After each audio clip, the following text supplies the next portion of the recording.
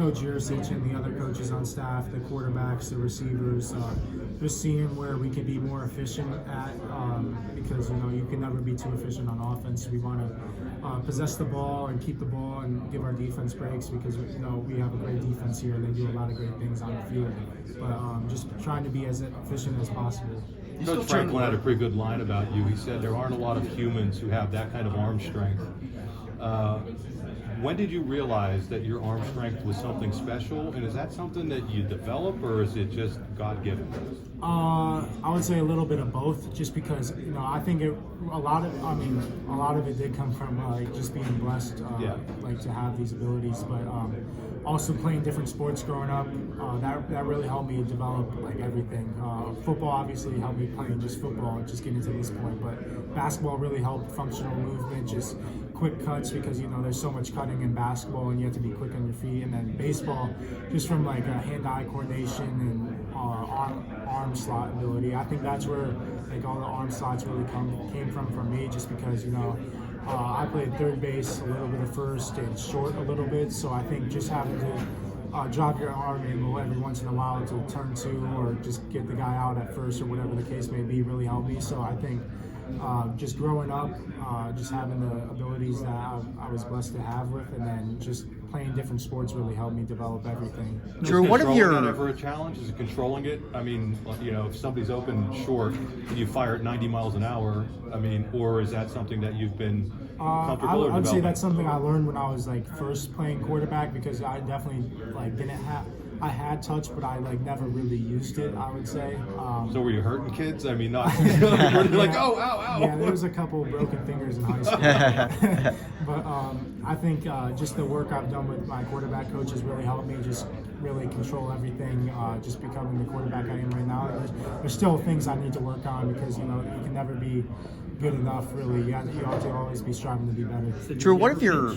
Yeah, I did pitch. How high, you ever had the radar gun? How hard do you feel for that? Well, I stopped playing baseball my freshman year, but in game, the fastest I ever thrown was 86 miles per hour. As a freshman? Yeah. That's pretty good. Going 86 as a freshman? Yeah. You still putting work with Brad? Yeah, he was actually up here last week. So I whenever I'm home, I'm always training with him, and I'm always in constant communication with him. He's really helped me a ton ever since I started training with him as a sophomore. So he's really helped me develop into the quarterback I am, as with my high school coaches too, and the coaches here too have really helped me. All right, Drew, first question. Such a good QB trainer? I would say his ability to relate to the quarterbacks, and his ability to, because there's a lot, the way he teaches it is a lot of science behind it, and a lot of body movements, and I think is just the way he's able to effectively communicate it in multiple ways.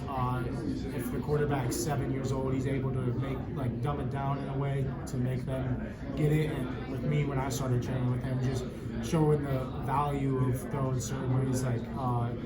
There's this one Aaron Rodgers clips that I've probably seen 1,000 times by now, that he's always showed me, and that was one of the things that really sold me on training with him. It's just the functional movement, and watching how the top quarterbacks in the NFL throw, and just seeing the way he teaches it has really helped me. Did you ever learn how to throw a curveball?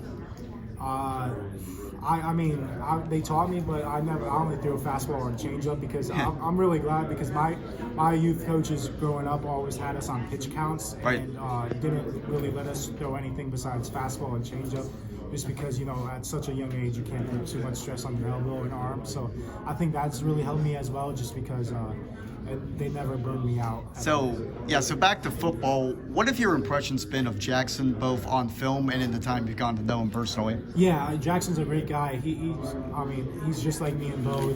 We're wired all the same, and I think that's really good for the room, because we all push each other, but we all have each other's backs. And we're all supporting on who's ever out on the field. So Jackson has done a great job so far, and he's learning it, but we're trying to help him as much as we can, because we know what adjustment is like. So I talked to Brad last year about your journey kind of through his program. Are there still things that you notice you have to work on traits that you had before, or what is the process of kind of relearning how to throw, and how hard is it? It's definitely hard, but I think if you have the work ethic to go through that, because the first 2 to 4 months, 2 to 5 months are really the hardest because you're changing the way you threw all your life, and just not seeing the consistency you want. That should just make you more determined to keep with the program. And he's done a great job with me and a lot of other quarterbacks. He has a lot of high-level quarterbacks in college and coming up through high school. So I think just him really making it simple for us and easy for us, not overcomplicating things and working at one thing at a time really helped me. We started upper body first, arm slot, because I used to pull down a lot and release early.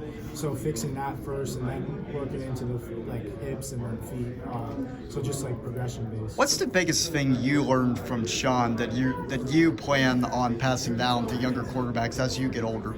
I mean, I learned a lot of great things from Sean just because he has a lot of wisdom just on the field and off the field because of just his age, I guess. Yeah. But he was really great for the whole room. But I think the biggest thing is never get too down or never get too high, just because you have to stay in the middle, especially as a quarterback. You have to be that kind of moderator. You can't get too low on yourself because then the team can dip. And you can't get too high because that's when you can kind of just get sloppy with everything. So you have to stay in the middle. How much do people for all these things?